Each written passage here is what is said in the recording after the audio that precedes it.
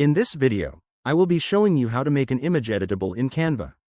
Let's get started. Starting on the Canva homepage, I click on the Create a Design button at the top left corner and select YouTube Thumbnail to open up a blank canvas.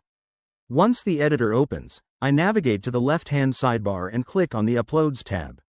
From my uploaded media, I select this family photo to place it directly onto the artboard. I'll position it near the center of the page. Next, with the image selected, I click on Edit in the top toolbar to open up the image editing panel. Under the Tools section, I select Magic Layers.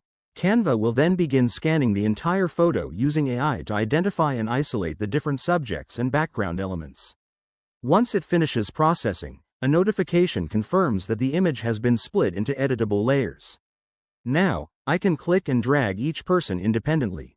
I move the father to the left, the mother to the right, and reposition the children, completely separating them from the background while keeping the scene intact. To show another example with text, I scroll down and click Add Page to create a second blank canvas. I return to the Uploads panel on the left and choose a YouTube thumbnail graphic. With the graphic selected, I click Edit at the top, select Magic Layers under the Tools menu, click Got It on the notice, and let Canva analyze and separate the layers. Once the layers are separated, I can freely move the text elements and the cutout photo of the person anywhere on the canvas. Because the text is now fully editable, I can select the word Canva, click on the text color option in the top toolbar, and change its color to white.